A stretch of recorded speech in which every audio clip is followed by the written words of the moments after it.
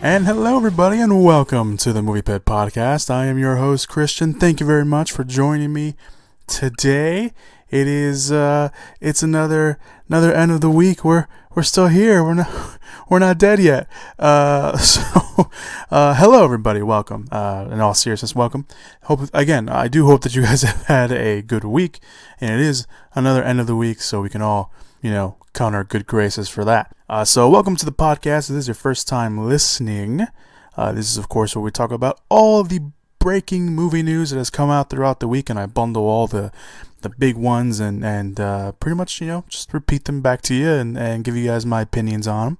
We'll also talk about the movies that are coming out in theaters this weekend, and we'll talk about the trailers this week, although there haven't been too many, actually not many at all. So we'll talk about that, and we'll talk about the Oscar nominations. I was going to do a separate podcast for the Oscars when they came out earlier this week. However, I got roped into something, so I have to save them for here to the end. Or for the end of the week, I should say. All right, so let's get right to it, shall we? Let's talk about some news items. And as always, we will talk about the big news items to come out after the podcast went up last week. This first one actually came out over the weekend, and it is that Rogue One, a Star Wars story, has passed the $1 billion mark, which is very impressive considering the movie came out in the middle of December, and it is now currently the end of January. So, very big congratulations to Lucasfilm and them. James Cameron is godfathering the new Terminator film, with Tim Miller being eyed to direct. Now, the Terminator franchise is going through some rough patches. It's had some rough patches. Terminator 3, Rise of the Machines wasn't that good, and Salvation, albeit I can admit to its faults and problems, I didn't mind too much. But Terminator Genesis or whatever the hell you want to call it, it wasn't that great either. However, Genesis was a massive success overseas, and the overseas market now is kind of a big market. And it sometimes will determine whether or not a movie gets a sequel here in America. Look at Pacific Rim. Pacific Rim wasn't a massive hit here in the States, but it was a massive hit overseas, which is the reason why we're getting a sequel. But when it comes to Terminator, Genesis or Genesis, again, whichever title you prefer, it was a success overseas, and many people thought that we would be getting a sequel to that. But I keep mixing my words. However, it now looks like James Cameron will be coming back to the Terminator franchise as a godfather, quote unquote, for a new incarnation of the film, with, again, Tim Miller, the director of Deadpool, being eyed to direct. He's currently in early talks to direct the film. And what is being called from the reports that have been coming out, quote, a reboot and conclusion of one of cinema's greatest science fiction tales, end quote. The report then went on to mention that Skydance, who co-financed Genesis, and I believe actually has the distribution rights to the film, is working with top sci-fi authors to find the movie creatively, and whatever that means. And again, they didn't go into any kind of reports, but those reports also confirm that Tim Miller is to direct. So, of course, the big news here is that Hollywood is still trying to take another crack at Terminator and try to make it a good film. And with James Cameron returning, it seems like maybe they're on the right path. We don't know. Again, Cameron did come out when Genesis was about to come out and said that it was a proper sequel to Terminator or something along those lines. And of course that wasn't the case, because Terminator ended up not being very good and gave away a huge spoiler, which could have been really cool to see in the trailers. But with him coming back, I don't know, it could be interesting, and it should be interesting considering he was, of course, the man that gave us Terminator 2, which, for all intent and purposes and for argument's sake, is one of the best action films of all time, and sequels of all time as well, right up there with Empire. But I don't know. It should be interesting to see. And with Tim Miller, who again is currently in early negotiations or early talks, he's only committed to 2 other projects since he dropped out of Deadpool. The first one was Influx, which is based off a sci-fi novel over at Fox, and the other project he's committed to is producing the Sonic the Hedgehog film. So it should be interesting to see if he even comes along, and I don't know, maybe getting a name like Tim Miller, who we saw what he did with Deadpool, and getting James Cameron back just for name sake anyway, should be interesting. Should put the franchise back on the right path, but we'll see what happens with that. Either way, everything's still in the early stages, so it'll probably be a while before we hear anything substantial come from all this. Alright, so that was last week's news items. Let's get to this week's news items. And we're going to a lot of these news items are very just like quick, gritty. We don't necessarily need to talk about them too much.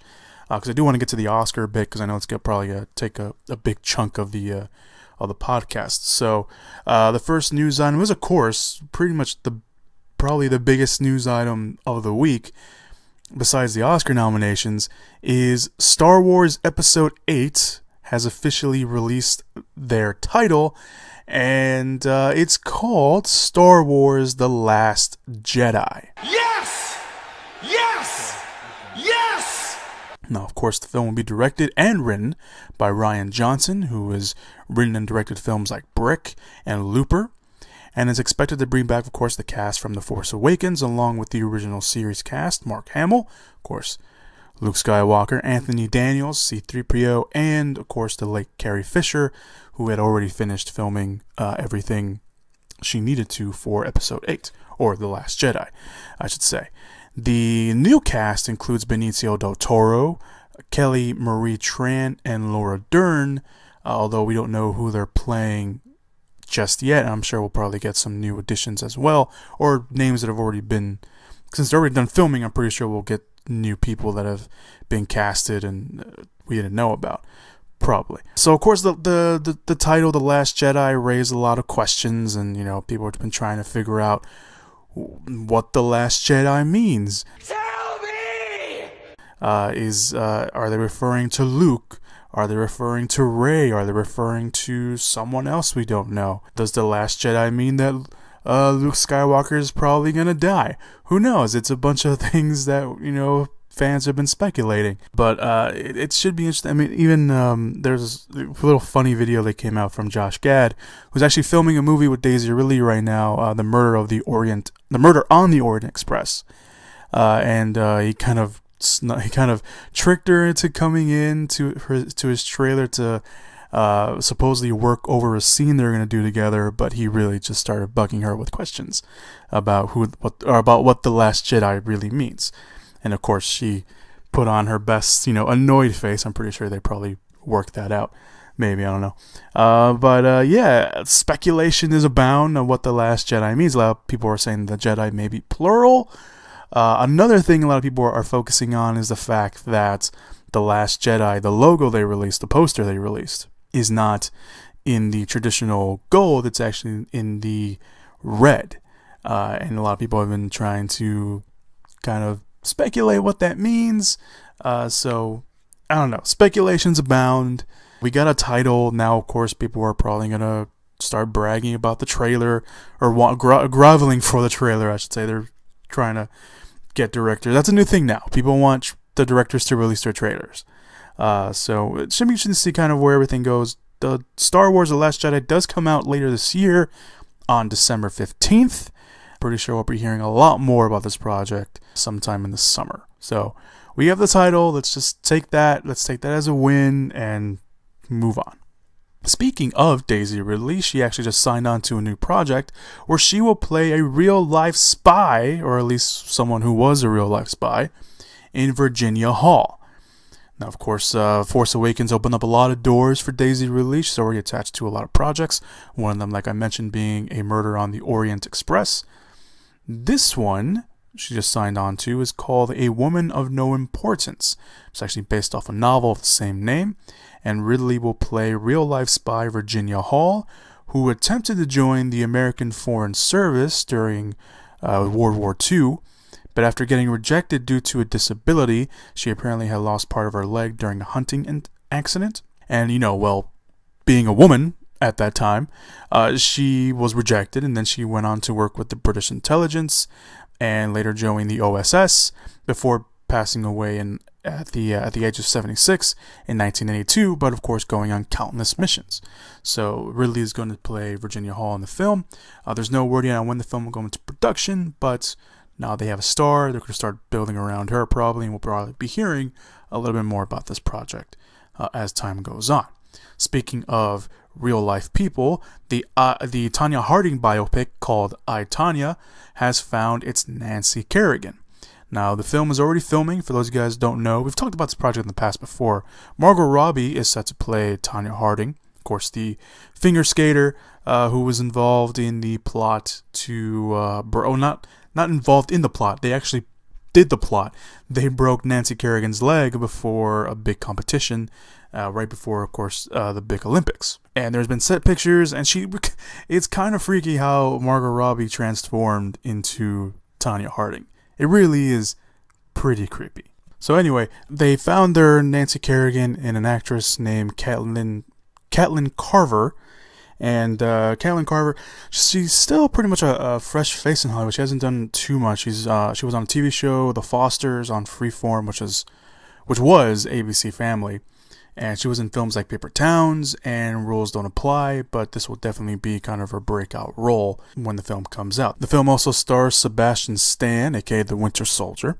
He's actually playing Tonya Harding's husband at the time, who actually did the plotting, I should say, and broke Kerrigan's leg, of course, with the help of some other people. But there you go. The film will mostly follow Tonya Harding, as they did cast someone else earlier, McKenna Grace. She's been popping up with some stuff. She was in... what was she in recently? She was just in something that I can't remember what it was. But she was just in something... what was it? Damn it.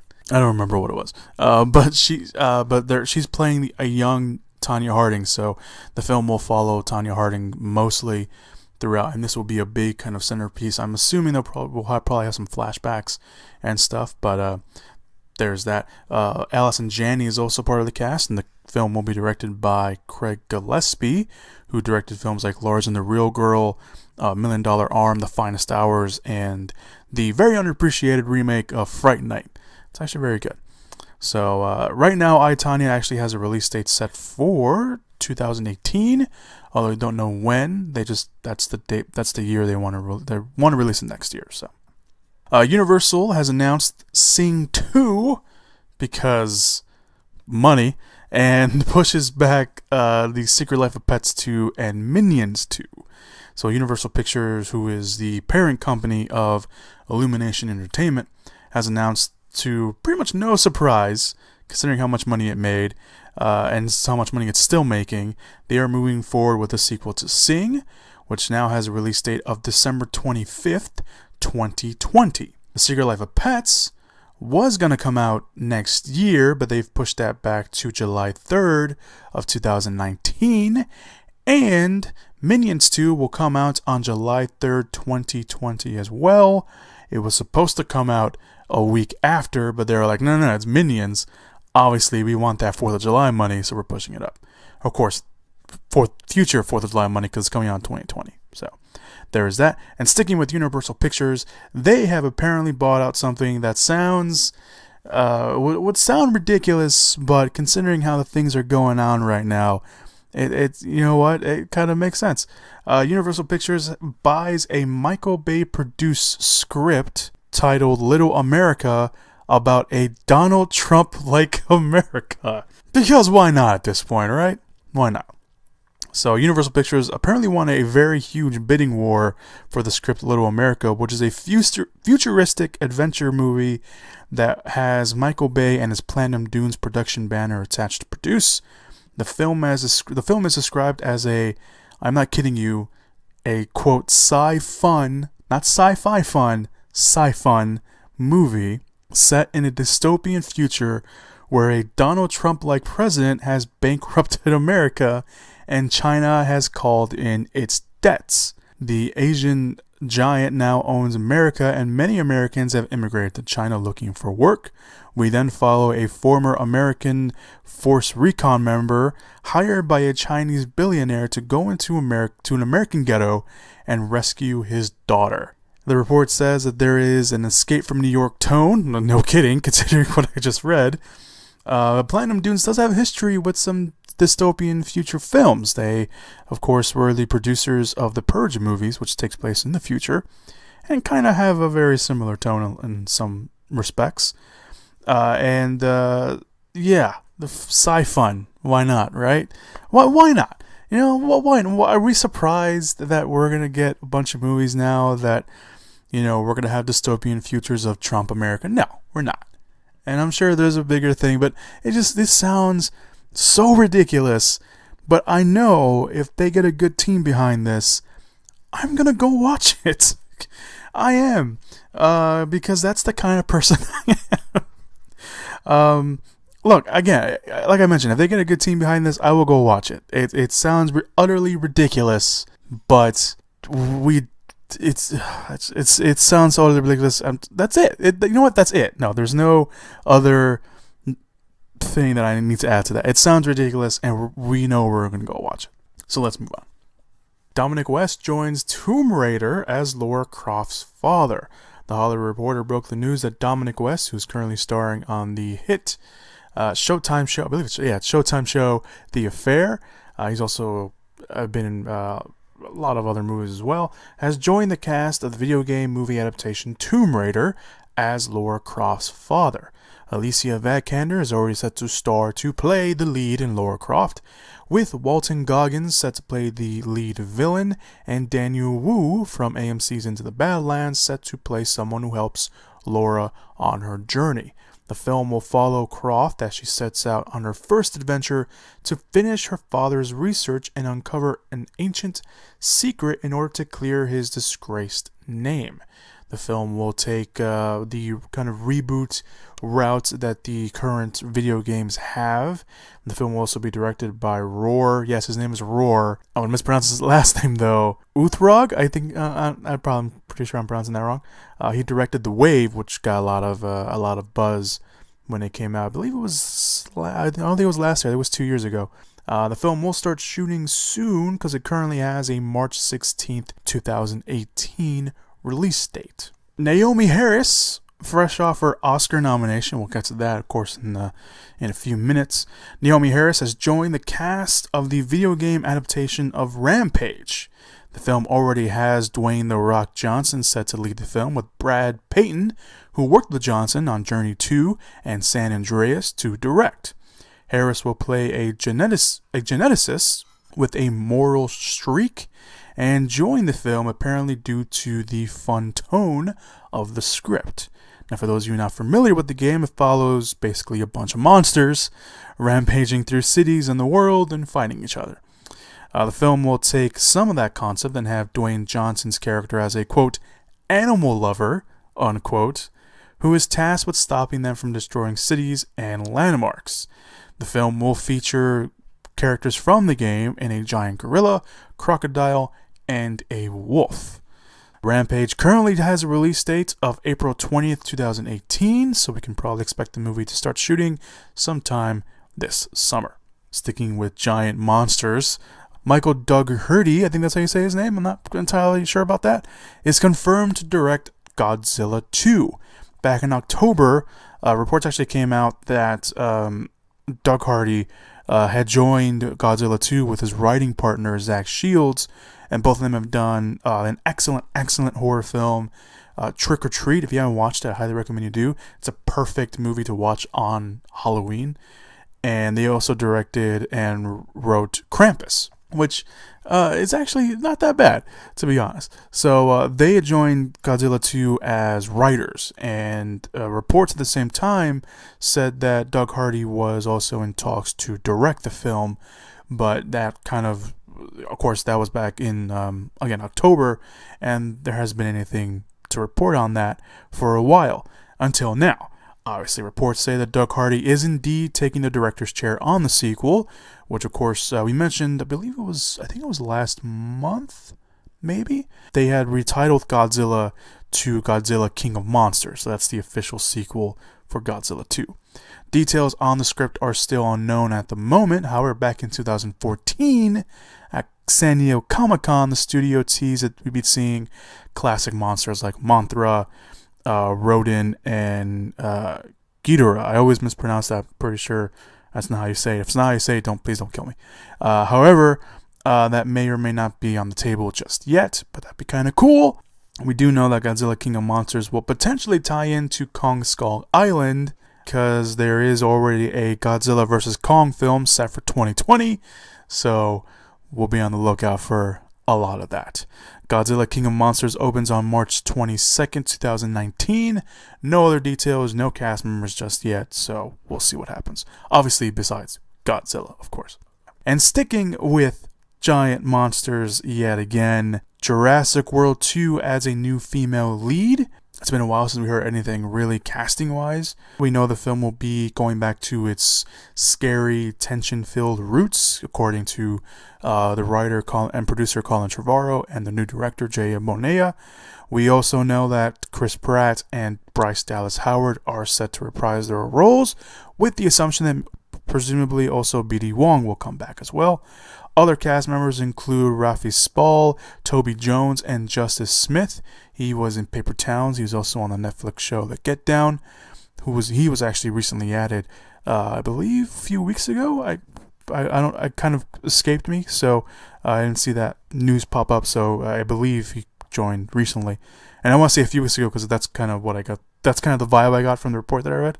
But now the cast has added another member. She will be a female character. And the actress who has joined is Daniela Pinda. Her character is, of course, not surprisingly under wraps, but reports do say that she is, quote, a key role in the film. So we'll be on the lookout for that. She also is a fresh face in Hollywood. She's appeared in stuff like the TBS comedy The Detour, HBO's High Maintenance, and her biggest role is the CW show The Originals. So this will probably be her other biggest project to date as well. Jurassic World 2 is expected to start filming soon because they have a release date of June 22nd, 2018. And the final big monster news item of the week, Thomas Jane is in talks to join the Predator while Jacob Tremblay has joined the cast. The Shane Black directed and Fred Decker co-written film, Shane Black will also co-write the script. The Predator, which is what the film's called, the cast is looking pretty good. It's looking pretty good. So the Hollywood Reporter reported that Thomas Jane is in final negotiations to join the cast. Of course, Thomas Jane, I can't speak anymore. Thomas Jane is in final negotiations to join the cast.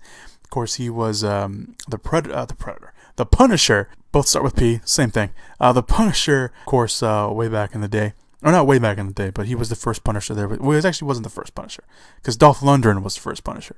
But people forget the Dolph Lundgren Punisher movie. Probably for good reason. But Thomas Jane is in final negotiations. No word yet on who he will play, but Jacob Tremblay was recently added to the cast, and we know who he's playing. According to the Hollywood Reporter, who also broke Tremblay's casting, he will play the child to Boyd Holbrook's character, and is a child who is autistic, and because of that, it looks like he will be able to better understand and potentially communicate with the Predator or understand his language because he's autistic. So that's kind of interesting. It's kind of really the only real substantial character detail that we know. Boyd Holbrook, who's in the film, the only thing we know about him is now we know he has a child, is that he was going to play a soldier, and that's kind of all we knew about his character. The other cast includes Trevante Rhodes, who was in Moonlight. Again, we'll talk about Moonlight in a second as well, but he's joined the cast. Keegan-Michael Key is also part of the cast. Olivia Munn and Sterling K. Brown was recently in talks to join the cast as well. So we don't know anything about the story just yet, but I'm sure we'll find out soon because filming is actually expected to start filming for this as well. Shane Black will direct, again, this off the script that he co-wrote with Fred Decker. Predator will open on February 9th of next year. So this is kind of cool. I mean, Jacob Tremblay, he was fantastic in Room. He played Brie Larson's son. So he was fantastic in that, and I'm kind of really hoping to see him, grow and do these awesome roles. The cast so far looks pretty cool. I mean, I'm not completely sold on Boyd Holbrook yet, but we'll see what happens with that. I'm just happy there's another Predator movie, and I hope it's good. Shane Black, of course, has a history with Predator. He was in the very first Predator film. He has a small role in it. He also apparently did some script work on it as well. So we'll see how this works out. And finally, a new synopsis and full cast of Marvel's Black Panther has been released. Marvel has started production on their new anticipated solo film, Black Panther. The film will shoot over in Atlanta, so if you're in the area, go check it out. Don't bother them because they're obviously filming. They probably won't get close enough to the cast, but whatever. The film will be directed by Ryan Coogler, who of course directed Fruitvale Station and Creed, and of course his new cast. The film will of course be led by Chadwick Boseman, who will play the Black Panther, also known as T'Challa, and who of course debuted on Captain America: Civil War. And that said, a new synopsis was released, so here's how the new synopsis reads. After the events of Captain America: Civil War, T'Challa returns home to the isolated technology advanced Africa. I always feel like I'm saying it wrong. Anyway, the name, returns home to the isolated technology advanced African nation Wakanda to take his place as king. However, when an old enemy reappears on his radar, his mettle as king and Black Panther is tested when he is drawn into a conflict that puts the entire fate of Wakanda and the world at risk. So the cast will include Michael B. Jordan as one of the villains in Killmonger, a longtime villain in the comics. So if you're familiar with Black Panther in the comics, you'll know that. Sterling K. Brown will also be a part of the cast as a figure from T'Challa's past, and his character's name will be I'm gonna butcher a lot of these names, by the way. Njobu, I think I'm probably saying that wrong.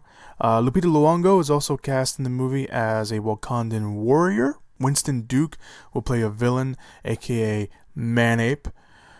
So he's playing. So I think there's 3 villains in the film. So we got that. So that's the second one.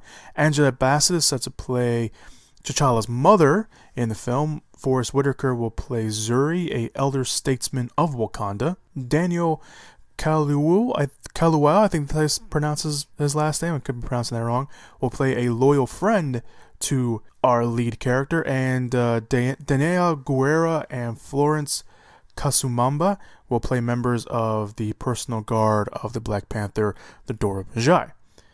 So that's the cast pretty much. Of course, we'll probably have some other.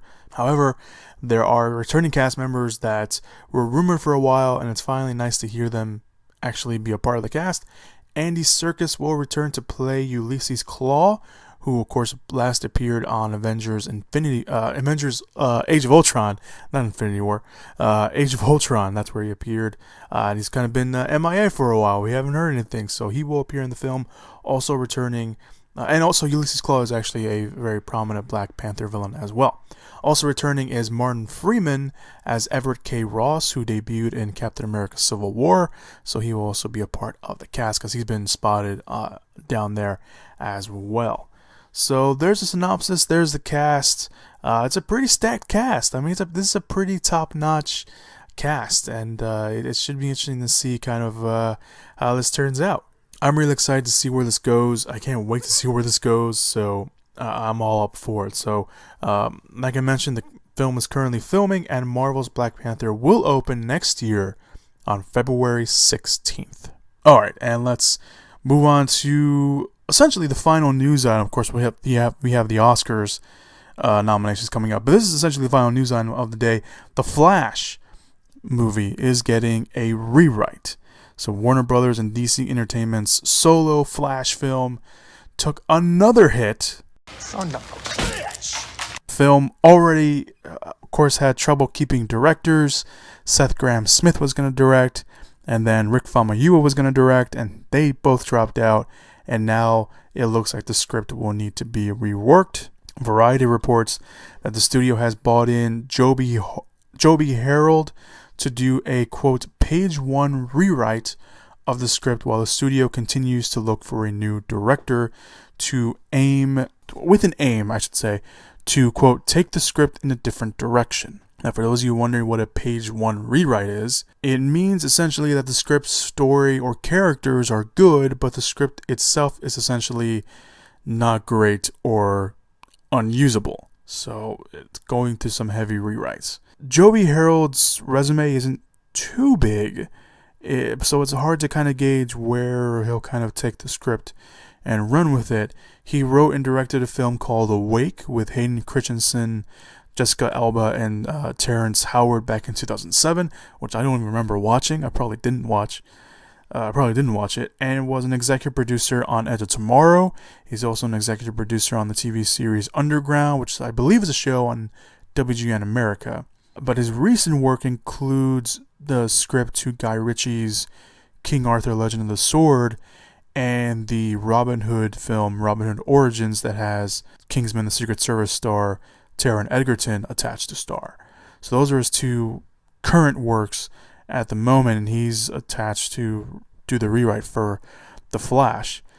So The Flash is having a lot of problems, and I talked about this last time when Rick Famuyiwa dropped out. And I got more upset with that because Rick Famuyiwa did a great job with Dope, and that's kind of the first and only Rick Famuyiwa film that I had seen. But I thought he was a great choice. I knew what he did with Dope, and I thought he can, his take would probably be very interesting with The Flash. But it's just hearing this, it just makes me upset because we know that DC and Warner Brothers are trying to create their universe. But we also know at the same time they're trying to catch up to Marvel, and they're trying to do too much. And the fact that they can't keep a director for longer than a few months, because Graham Smith was only attached to direct for, that's it, I think a few months. Rick Famuyiwa had signed on like in the summer and dropped out like I think it was like October or November or something.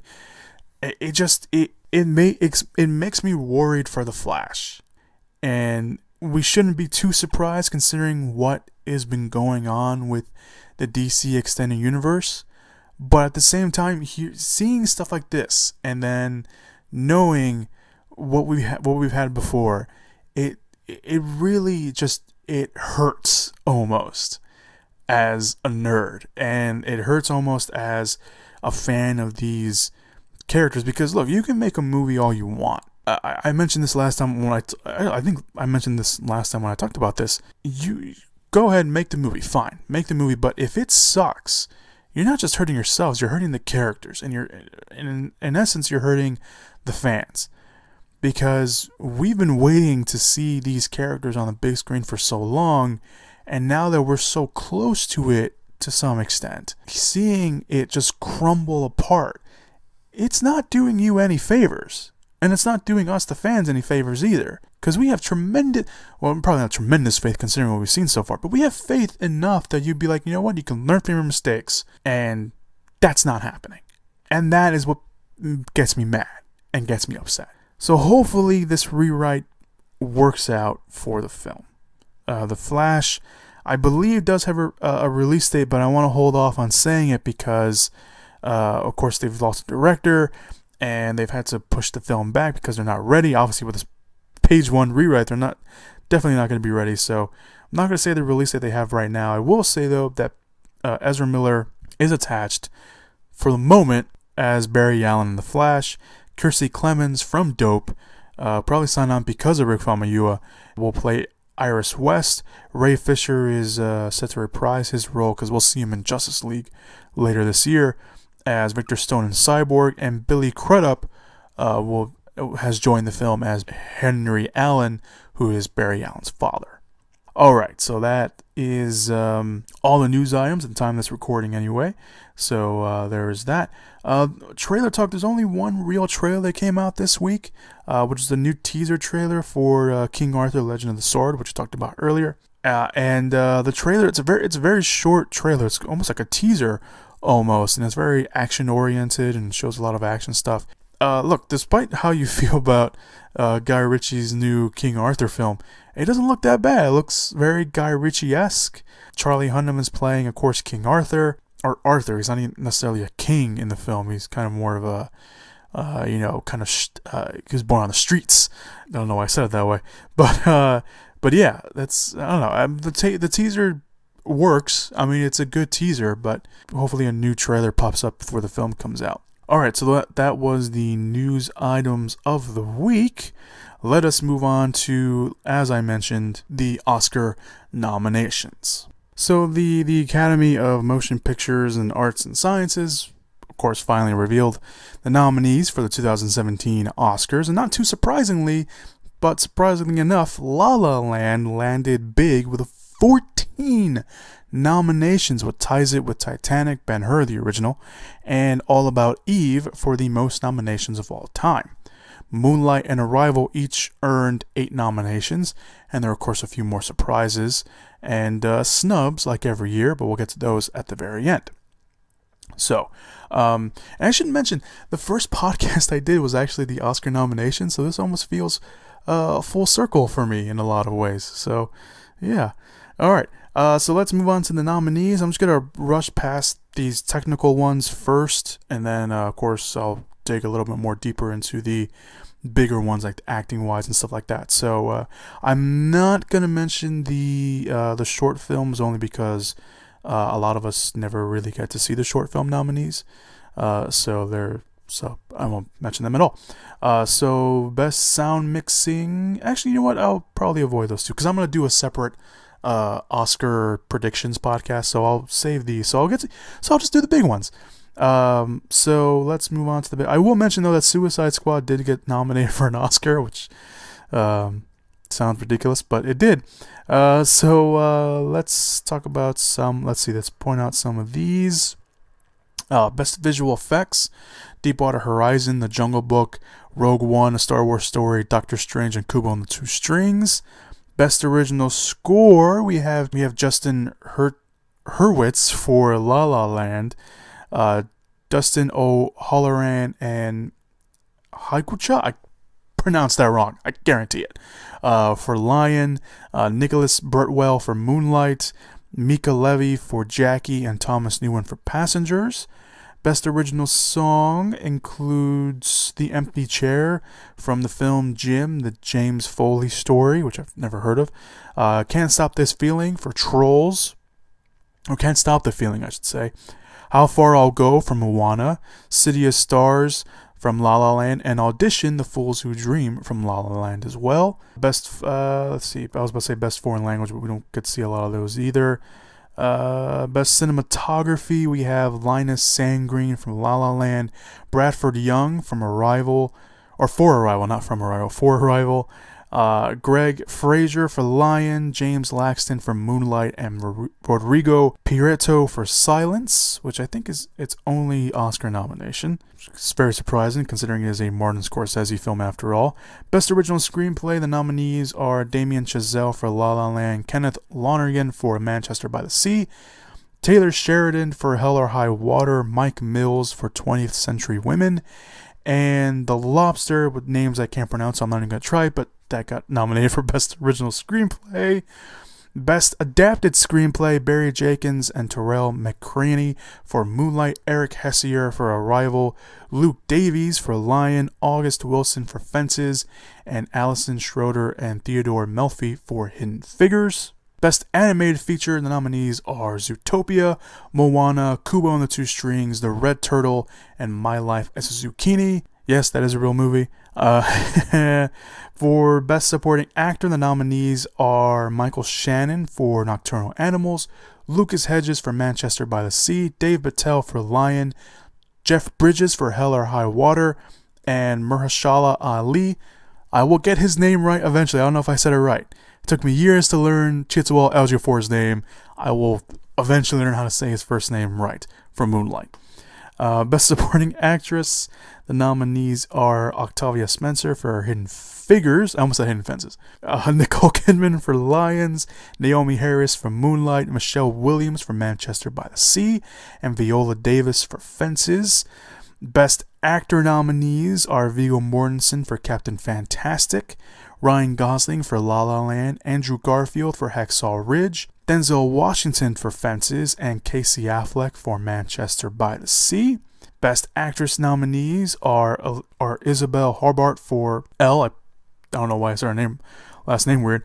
Meryl Streep for Florence Foster Jenkins, Ruth Negga for Loving, Natalie Portman for Jackie, and Emma Stone for La La Land.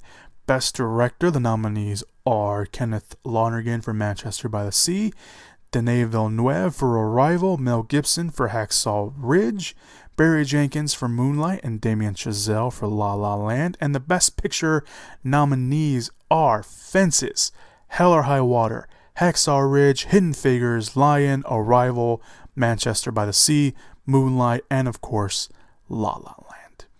So those are your nominees. The snubs this year, the big one that everyone is talking about, Amy Adams for Arrival. She should have been nominated for Best Actress, but she wasn't. I don't know why. She was great in it. She was awesome in it. And yeah. Another snub that some people are saying are Annette Bening for 20th Century Women. Although 20th Century Women has been getting a lot of love at the other film festivals, it looked like the Oscars wasn't giving the film too much love, except of course for the, not Best Picture, Best Adapted Screenplay nomination. Sajari P. Henson was another one that people thought should have been nominated for her performance in Hidden Figures, but she wasn't. Nocturnal Animals not getting a lot of love, neither is Tom Ford. Finding Dory for Pixar, that didn't get nominated. A lot of people thought that would get nominated. And I think this is the first time in a few years, or a couple years anyway, that a Pixar film hasn't been nominated for Best Animated Film. I could be wrong about that, but I think that's right. Let's see. That's what other kind of snubs people were talking about. Hell or High Water should have gotten a lot more love. It should have. It really should have. And this is more personal. Sing Street probably could have gone with some nominations, whether it was Best Picture or maybe even Best Original Song. Drive It Like You Stole It is probably one of my favorite songs from that movie, and probably one of my favorite songs of the year. Really, I blast that every time I'm in my car. Doesn't matter how far I'm driving, I always blast that song in my car. So if you haven't seen Sing Street, it is on Netflix. I believe I did see it on Netflix, and you can watch it, and it's awesome. It's great. You should really watch it. So some surprises, of course, Mel Gibson getting nominated for Best Director. Of course, the last time he was directed was all the way back in 1995 for Braveheart, where he won the Oscar for Best Director. So it should be interesting to see how that works out. Now, look, regardless of what you may think of Mel Gibson, you cannot take away the fact that he is an awesome director. Braveheart, Passion of the Christ, Hacksaw Ridge was phenomenal, and what he was able to do as a director there was nothing short of great. So, him getting some love finally makes sense. Michael Shannon getting nominated for Nocturnal Animals. He was great in Nocturnal Animals. I'm just surprised that he actually got nominated. I'm not saying he shouldn't be nominated, but I'm kind of surprised by that. And of course, Martin Scorsese in Silence pretty much not getting any love at the Oscars. That's pretty interesting. Maybe because Silence didn't come out early enough for Oscar consideration. I don't know. So there's that. And Deadpool. The only reason I mentioned Deadpool is because Deadpool has been getting a lot of nominations everywhere else. And a lot of people thought that maybe Deadpool can get some love at the Oscars. Some people were thinking maybe it could get nominated for Best Adapted Screenplay. Some people were even crazy enough to say maybe it can get nominated for Best Picture. That was not the case. But Deadpool doesn't need an Oscar. It's good enough on its own merits. So here's some little fun facts. This is Meryl Streep's 20th nomination. 20th. It's crazy. It's just crazy. Viola Davis is the first African American to be nominated for an Oscar 3 times. She was nominated for Doubt, The Help, and now Fences. And going off that, this is the first time in Oscar history that 3 African American female performers are nominated in the same category, which is of course Best Supporting Actress. There are 7 actors of color that are nominated. Of course, after all, last year's all Oscar so white controversy. There's also 7 first-time nominees: Andrew Garfield, Mahershala Ali, Lucas Hedges, Dave Patel, Isabel Hubbard, Ruth Negga, and Naomie Harris are all first-time nominees. Mika Levy's nomination for Jackie for Best Original Score makes her the 8th woman to be nominated in the Best Original Score category. If Moana wins for Best Original Score, or Best Original Song, I should say, Lin-Manuel Miranda, who of course helped with the music on the film, will join the rare club of people that have won an Emmy, a Grammy, a Tony, and an Oscar, and he would also be the youngest person to join that club as well. Be very good for him. Doctor Strange is the 7th film. It's nominated for Best Visual Effects. Is the 7th Marvel film to get an Oscar nomination in the visual effects category. Iron Man was nominated for Best Sound Editing, and Guardians of the Galaxy was nominated for makeup and hairstyling back when it came out. None of them, of course, have won so far. And Doctor Strange, while it could win, hands down, Jungle Book's gonna win, but we'll get to that when it gets closer to the show. Spider-Man 2 is the only quote Marvel film, since it's actually produced by Sony, was the only film to actually win an Oscar in that category, and that was all the way back in 2004. So there is that. Kubo and the Two Strings is the first animated stop-motion film to be nominated for Best Animated for the Best Animated Film. I'm getting mixed up because it's nominated for 2 awards, but it's the first stop-motion animated film to be nominated for Best Animated Film since A Nightmare Before Christmas, which was all the way, of course, back then. And finally, Barry Jenkins is the first African American to get nominated 3 times: Best Director, Best Picture, and Best Screenplay. And Bradford Young, who I didn't even know was black, he is the first African American to get nominated for Best Cinematography. So that's pretty cool. This is really awesome. And I know, and as much as it is so cool that this is happening, I know everyone's gonna be like, "We did it, guys!" No, these movies were already in the pipeline. The Oscar so white thing, as controversious as this was, it's not even a word, will be. These movies were already in the pipeline. These movies were not in effect because of the Oscar so white thing.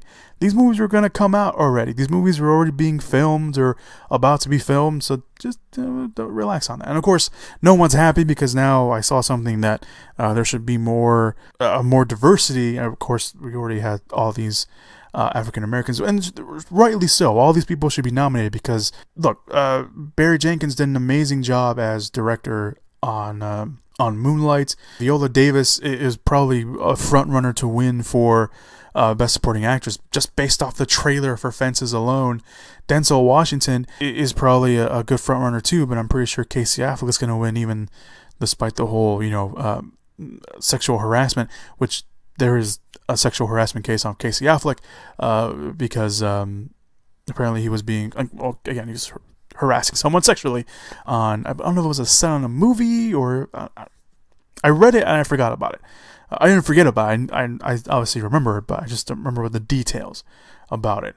But all these people, I mean, again, Moonlight was great. It was really great. And I'll get to what my predictions are when the show gets closer.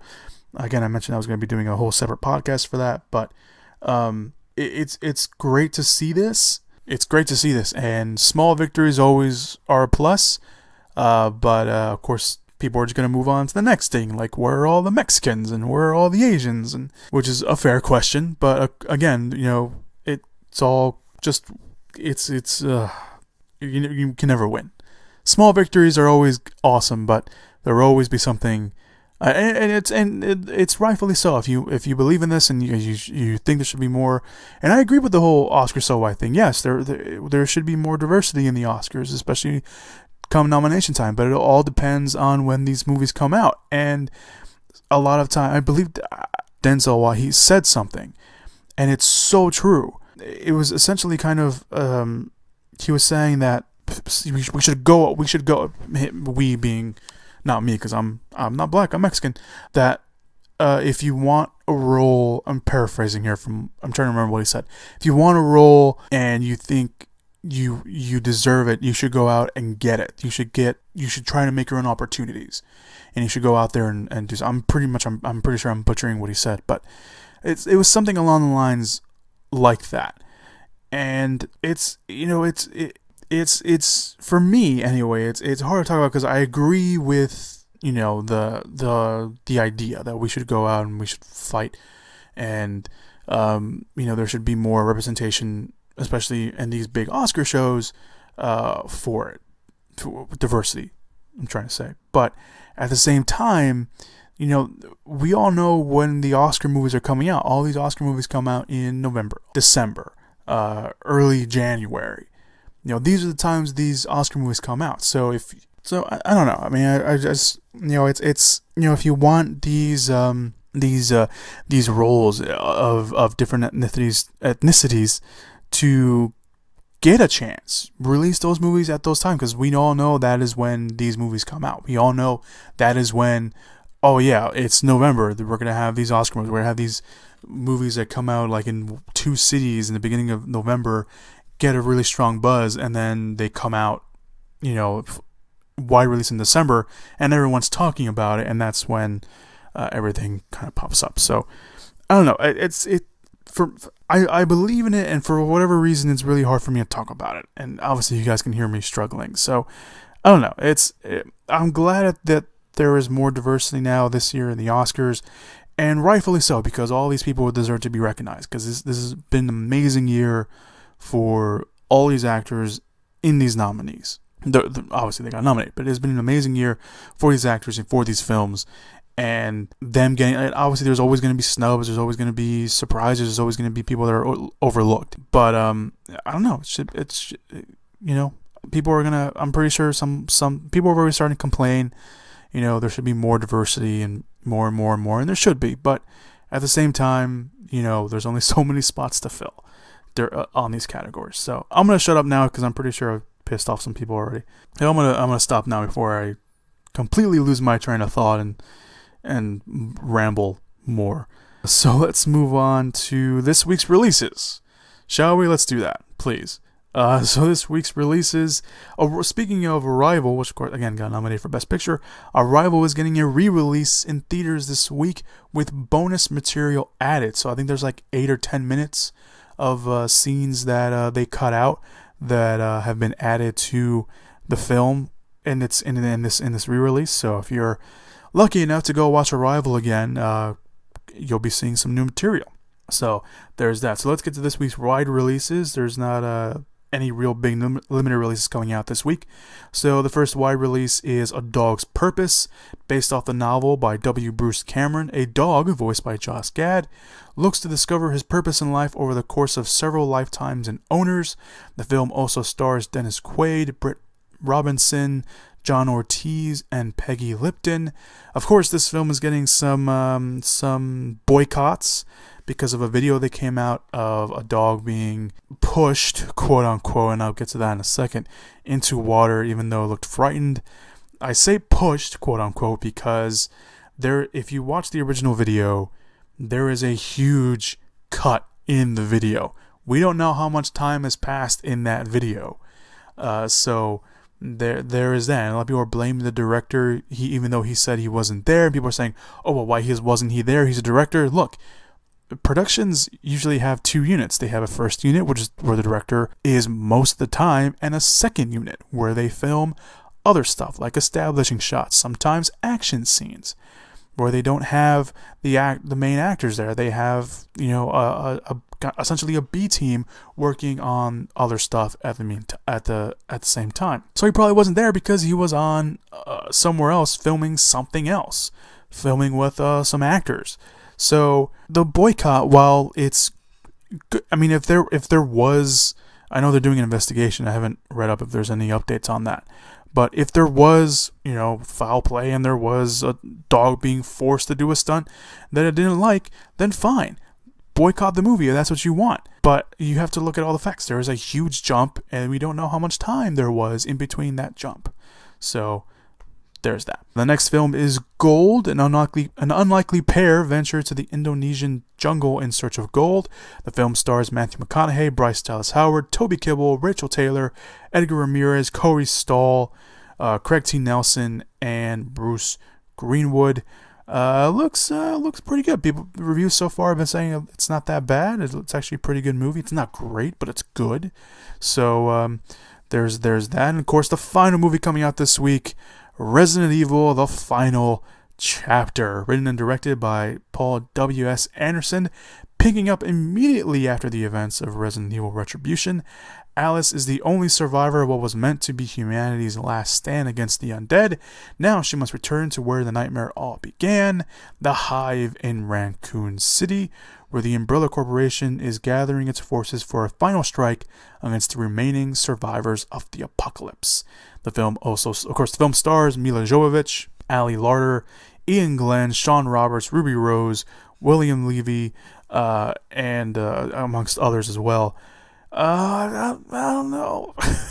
I've seen all the Resident Evil films. Look, I am not a Resident Evil film defender because I liked the first two movies. Even part 3 was okay, but Resident Evil Retribution was hard to get through.